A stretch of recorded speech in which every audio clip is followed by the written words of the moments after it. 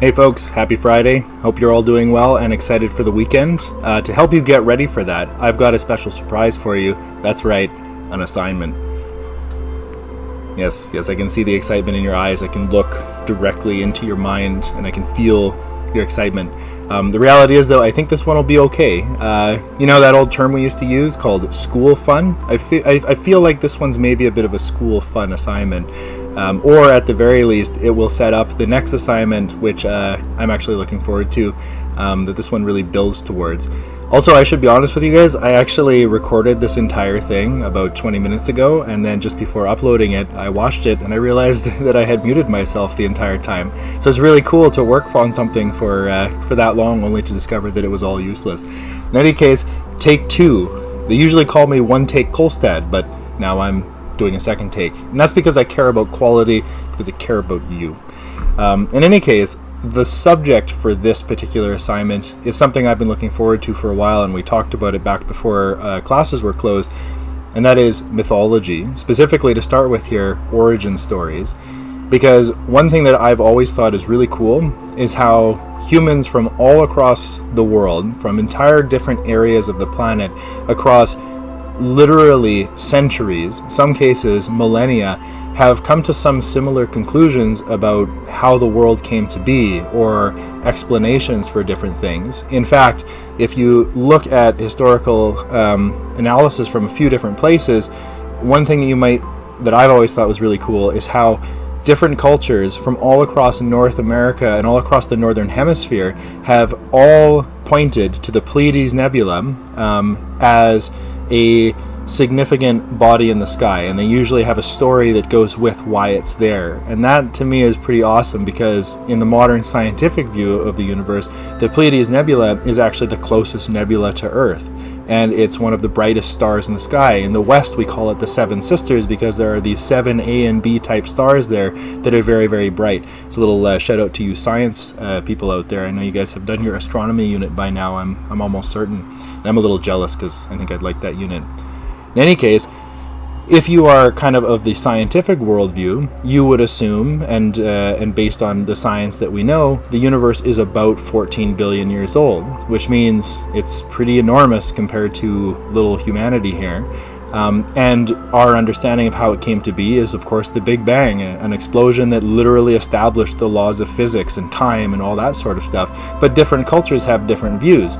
And I think it's really kind of interesting to take a look at those and get a sense of what's similar and what's different.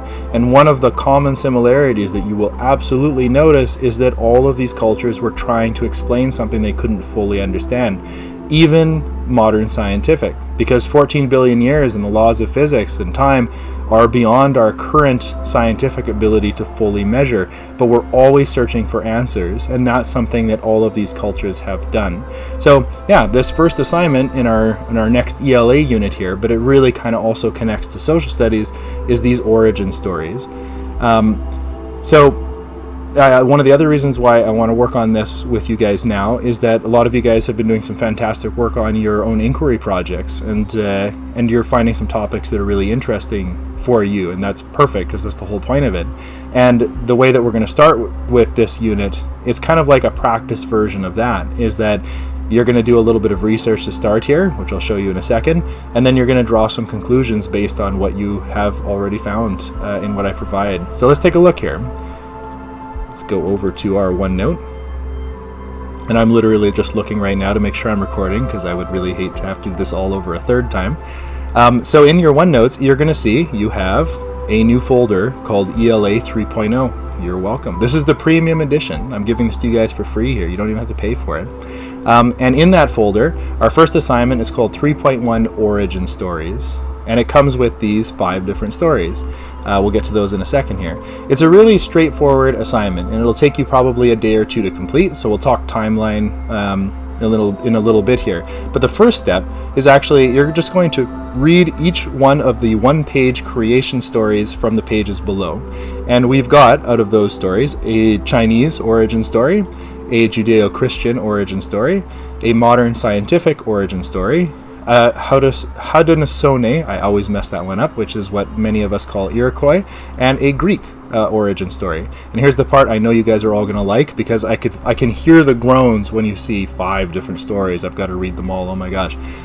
They're all only 1 page long, so pretty straightforward, nice and simple. So all you got to do is read them. That's step 1. Step 2, after reading, or during your reading, because I know many of you, and this is kind of the way I work, you like to answer your questions while you're reading, record a few notes in the chart below. So let's take a closer look at the chart here.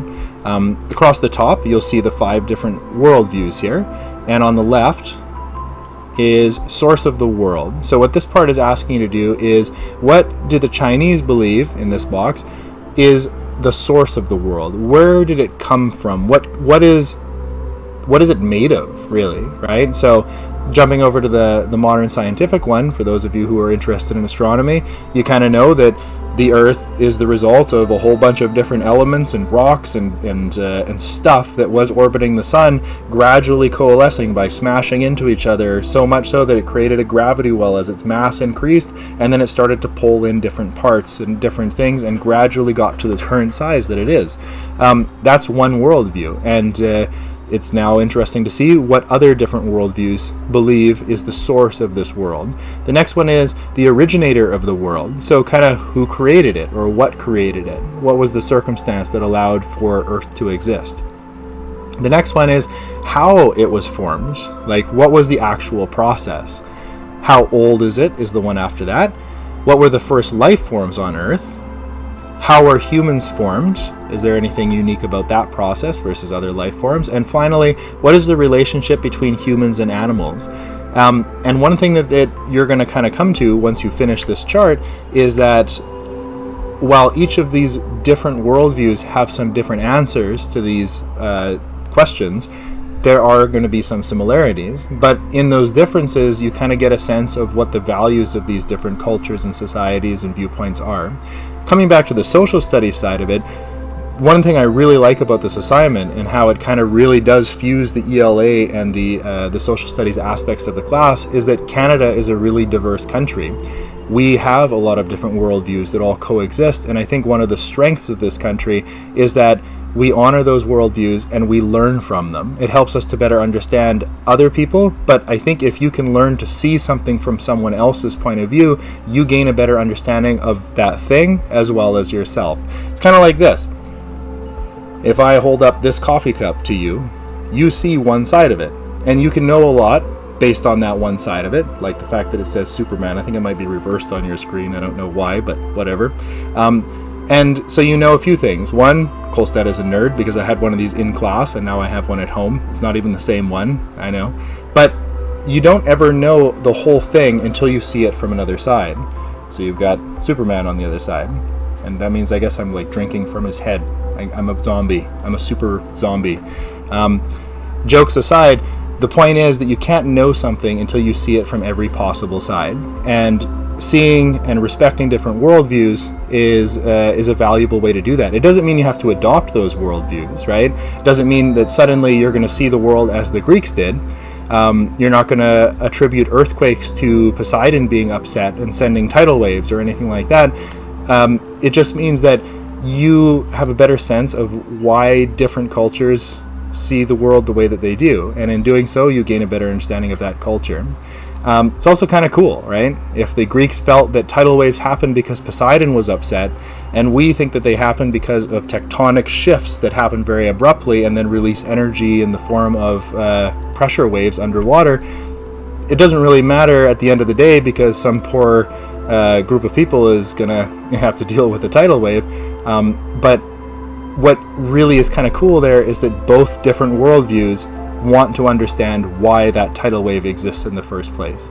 So, filling in this chart, pretty straightforward. You're going to notice that these boxes are pretty small, so don't worry about writing a novel or anything like that. Just some notes.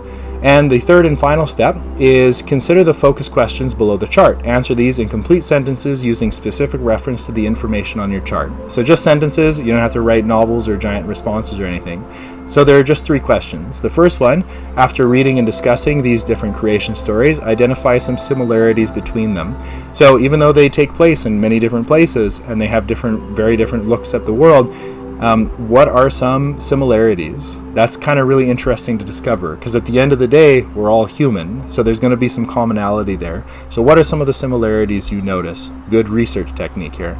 2, what's significant about the fact that 4 different groups of people, sorry, that should say 5. In fact, I will literally change it right now. 5 different groups of people on, we'll just say different. See, we're editing as we go here, improving and editing as we go. On different parts of the planet across centuries of time came to some of the same conclusions about the unknown. This is good research right here, because you're looking at 5 different explanations of how the world came to be, and there are going to be some common threads. And if you notice those common threads, discovering that commonality is what researchers do all the time to try and make sense of things. That's why they do tests. That's why there are different methodologies that are used in order to come to conclusions. So this is really just good practice for our inquiry project as well.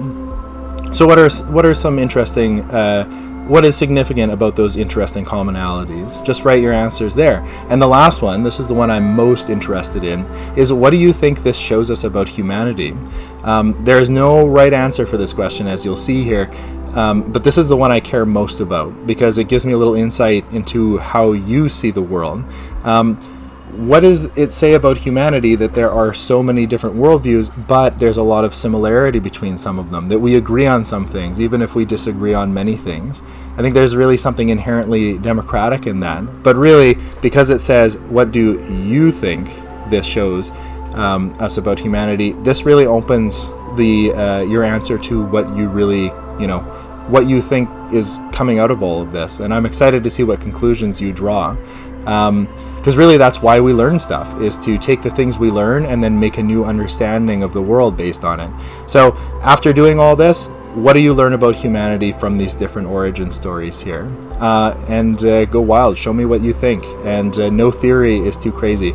The next step of this assignment, the one we'll work on next week, is going to be a little bit more creative. This will be your spoiler here, is now that you've looked at how other cultures and other worldviews believe the world came to be, what would you do if you got to create your own origin story for the planet or for some other situation?